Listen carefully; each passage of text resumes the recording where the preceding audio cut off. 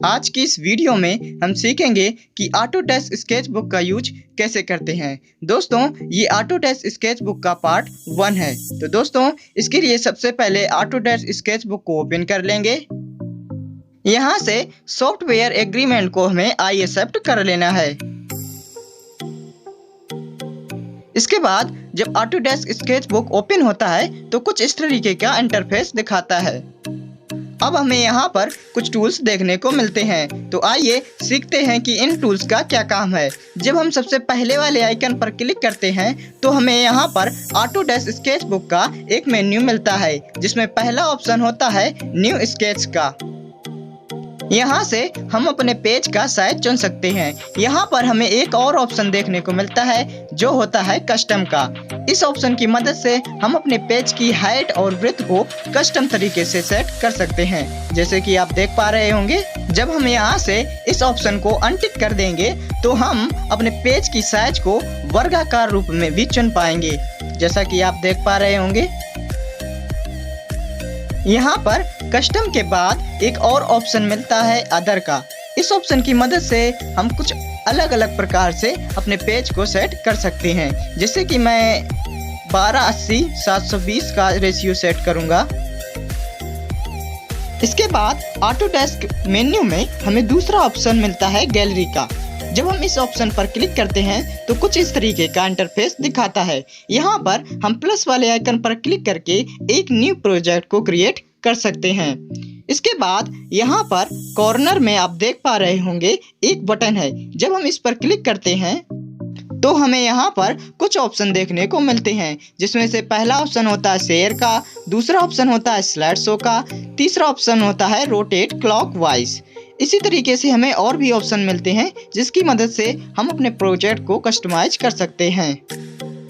फिलहाल मैं वापस आ जाता हूं और चलता हूं दूसरे ऑप्शन की तरफ। यहाँ से हमें एक और ऑप्शन मिल रहा है शेयर का। यहाँ पर आप देख पा रहे होंगे सेव टू डिवाइस, यानी कि इसकी मदद से हम अपने प्रोजेक्ट को अपने डिवाइस में सेव कर सकते हैं। इसके बाद अदर ऑप्शन की मदद से हम अपने प्रोजेक्ट को शेयर भी कर सकते हैं, जैसा कि आप देख पा रहे होंगे। इसके बाद सबसे लास्ट और सबसे इम्पोर्टेंट ऑप्शन मिलता है प्रेफरेंस का। दोस्तों, इस ऑप्शन की मदद से हम अपने ऑटोडेस्क स्केचबुक मोबाइल ऐप को कंट्रोल कर सकते हैं। यहाँ पर हमें सबसे पहला ऑप्शन मिलता है हेल्प इम्प्रूव आवर प्रोडक्ट। इसके बाद दूसरा ऑप्शन मिलता है शो टूल टिप्स का। तो आइए जानने की कोशिश करते हैं कि शो टूल टिप्स का क्या काम है। आप यहाँ से देख पा रहे होंगे कि show tool tips option on है। जब दोस्तों ये ऑप्शन ऑन रहता है तो कुछ इस तरीके की हेल्प को दिखाता है, यानी कि हमें टिप्स देता है कि हम किस ऑप्शन को किस तरीके से यूज कर सकते हैं। अब हमें यहाँ पर तीसरा ऑप्शन मिलता है tap hold for colour picker, यानी कि इस ऑप्शन की मदद से हम अपने प्रोजेक्ट से कोई भी कलर को पिक कर सकते हैं। जैसा कि आप देख पा रहे होंगे, मैं इस ऑप्शन को ऑन किए देता हूँ। इसके बाद चलते हैं अपने प्रोजेक्ट की ओर और यहाँ पर कुछ जल्दी से बना लेते हैं। जैसे कि मैं यहाँ पर एक सर्किल को ड्रा करूंगा। मैं ब्रश कलर को भी चेंज कर लेता हूँ ताकि आपको थोड़ा बेहतर समझा पाऊँ। जैसा कि आप यहाँ पर देख पा रहे होंगे कि मैंने रेड कलर को चूज किया है, लेकिन जब मैं यहाँ पर एक उंगली से कुछ देर तक होल्ड करूंगा तो मेरे हाथ में एक कलर पिकर ऑप्शन आ जाएगा। इस ऑप्शन की मदद से हम कलर को पिक करेंगे और उसके बाद जब कुछ ड्रा करेंगे तो वह ग्रीन चलेगा। इसके बाद प्रेफरेंस में हमें चौथा ऑप्शन मिलता है रोटेट कैनवास का, यानी कि इसकी मदद से हम अपने पेज को रोटेट कर सकते हैं या कहें कि हम अपने कैनवास को रोटेट कर सकते हैं। जैसा कि आप देख पा रहे होंगे कि ये ऑप्शन अभी ऑन है। इस ऑप्शन की मदद से हम अपने प्रोजेक्ट को किसी भी एंगल में रोटेट कर सकते हैं। जैसा कि आप देख पा रहे होंगे, मैं इसे 360 के एंगल में भी रोटेट कर सकता हूं। और यदि यहाँ पर मैं इस ऑप्शन को अनटिक कर दूं, यानी कि बंद कर दूं, और उसके बाद रोटेट करने की कोशिश करूं, तो मैं ऐसा नहीं कर पाऊंगा।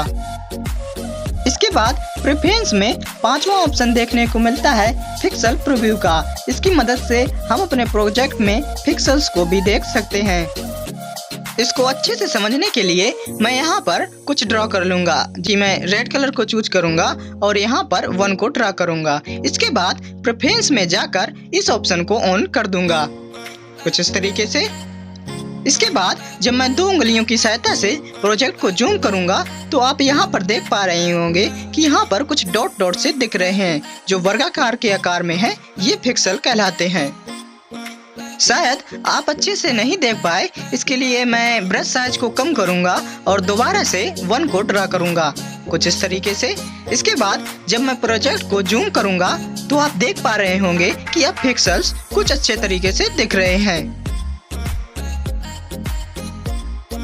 अब यदि मैं प्रेफरेंस में जाकर पिक्सल प्रीव्यू वाले ऑप्शन को बंद कर दूं या फिर अनटिक कर दूं और उसके बाद प्रोजेक्ट में आकर प्रोजेक्ट को जूम करूं तो आपको पिक्सल नहीं दिखेंगे बल्कि कुछ ब्लर सा दिखेगा। इसके बाद प्रेफरेंस में हमें 6वां ऑप्शन मिलता है पिंच टू गैलरी का, यानी कि इस ऑप्शन की मदद से हम अपने प्रोजेक्ट की गैलरी में सीधे के सीधे रीडायरेक्ट हो सकते हैं। इसके लिए सबसे पहले मैं अपने प्रोजेक्ट की होम स्क्रीन में आ जाता हूं और इन एरो की डायरेक्शन में जब अपने प्रोजेक्ट को 2 उंगलियों की सहायता से जूम आउट करेंगे तो ये हमें गैलरी में ले जाकर छोड़ देगा, जैसा कि आप देख पा रहे होंगे। अब यदि मैं प्रेफरेंस में दोबारा से जाकर इस ऑप्शन को अनटिक कर दूं या फिर मैं कहूं बंद कर दूं तो होगा क्या कि जब हम अपने प्रोजेक्ट की होम स्क्रीन में होंगे और उसके बाद प्रोजेक्ट को जूम आउट करेंगे तो ये हमें गैलरी में रीडायरेक्ट नहीं करेगा, जैसा कि आप देख पा रहे होंगे। इसके बाद प्रेफरेंस में हमें 7वां ऑप्शन देखने को मिलता है कॉर्नर शॉर्टकट का। इसकी मदद से हम अपने प्रोजेक्ट में कुछ तेजी से काम कर पाएंगे। इसके लिए सबसे पहले मैं होम स्क्रीन पर आ जाता हूँ। जब मैं अपने मोबाइल फोन के कॉर्नर पर डबल टैप करता हूँ तो यहाँ पर ये एप्लीकेशन हमें कुछ प्रकार के कमांड दिखाता है जिनकी मदद से हम अपने प्रोजेक्ट को जल्दी से एक्सेस कर पाएंगे, जैसा कि आप देख पा रहे होंगे। अब मैं दोबारा से प्रेफरेंस में जाऊंगा। दोस्तों, अब आप यहाँ पर देख पा रहे होंगे कि हम इस शॉर्टकट को एडजस्ट भी कर सकते हैं। जैसा कि मैं चाहूँ कि मैं यदि अंडू बटन की जगह कोई दूसरी बटन को यूज करना चाहूँ तो उसके लिए जस्ट मैं इस अंडू बटन पर क्लिक करूँगा और यहाँ से जो भी बटन मुझे चाहिए उस बटन को चुन लूँगा। जैसा कि आप देख सकते हैं कि मैंने लास्ट ब्रश को चूज किया है और जब मैं इस कॉर्नर पर क्लिक करूँगा तो मुझे लास्ट ब्रश वाला ऑप्शन दिखेगा। इसके बाद प्रेफरेंस में हमें 8वां ऑप्शन मिलता है 3 fingers tap to toggle full screen. इस ऑप्शन की मदद से हम अपने प्रोजेक्ट को फुल स्क्रीन में देख सकते हैं। जैसा कि आप देख पा रहे होंगे, जब मैं अपने फोन की होम स्क्रीन में यानी कि फोन की डिस्प्ले में 3 फिंगर्स को टच करूंगा तो ये प्रोजेक्ट की पूरी स्क्रीन को दिखा देगा, जैसा कि आप देख पा रहे होंगे।